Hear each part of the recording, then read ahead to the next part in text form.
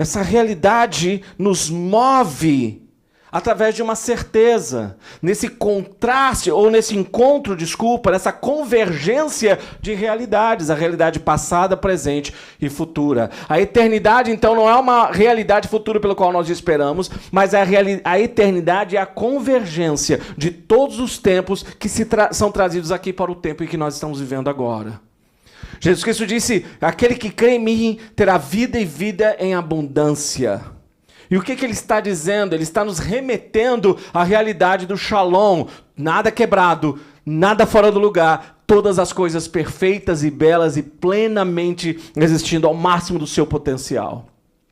Viver a eternidade significa que nós estamos participando da experiência passada, da realidade passada, da morte e ressurreição de Jesus, que vai convergir com a sua experiência presente, te dando segurança, te dando perdão, te declarando justo diante de Deus e diante do universo, e te dizendo: você pode descansar, porque você já foi perdoado, porque você foi amado, porque você foi visto por Deus, e Ele já pagou o preço que você não pode pagar. Mas ao mesmo tempo nós estamos nos unindo na experiência futura do que Deus está construindo e do que há de ser revelado na consumação de todas as coisas, e Ele nos dá então um propósito existencial para agora. Eu não estou aqui apenas de passagem, sofrendo, sendo torturado, tentando sobreviver e me proteger para ver se eu chego lá. Eu estou vivendo a vida plena, me unindo à missão de Cristo, construindo uma realidade que Deus propôs para mim e me garantiu que seria possível pela morte e ressurreição de Jesus Cristo.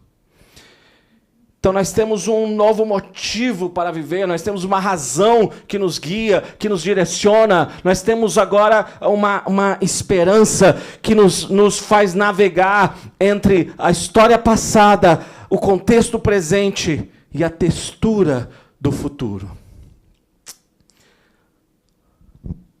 Nós colocamos isso dentro dessas três realidades. O vasto oceano desconhecido só pode ser navegado por um texto antigo. Por isso que nós olhamos as Escrituras e lemos as Escrituras.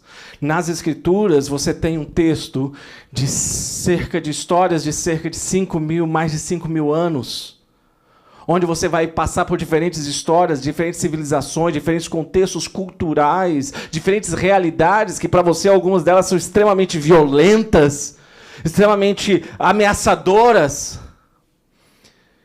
E nós vamos passando por diferentes sociedades e você vai perguntando por que essas coisas estão no texto?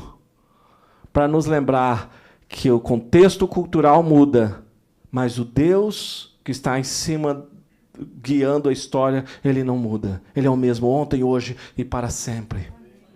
Os mapas que nos guiarão refletem um passado nobre, disposto a decodificar o contexto presente. O texto bíblico, os profetas, os apóstolos, eles estavam falando de coisas que nos ajudam a tentar entender os dias que vivemos hoje. Nós estamos navegando por um mar tempestuoso, sem dúvida nenhuma. Nós somos desafiados, sem dúvida nenhuma. Mas a beleza da história é que nós temos ao nosso favor, em nossas mãos, um texto que é o mesmo ontem, hoje, para sempre. Um texto em que o próprio Jesus diz que, olha, todas as coisas vão passar, mas a palavra de Deus permanece para sempre. Nós temos aqui o guia para entender o contexto presente, a dor humana, a experiência humana, a realidade da vida humana, os dilemas, os questionamentos. E Deus não preservou os seus profetas e os seus apóstolos e os seus servos e o seu povo escolhido do sofrimento e das injustiças, mas Ele deu para eles respostas e deu para eles direções e deu para eles uma esperança. E a Bíblia diz que tudo que foi escrito naquela época foi por causa de mim, de você, para que hoje você pudesse entender, hoje você pudesse aprender e hoje você pudesse ouvir a voz de Deus no meio do barulho do caos urbano.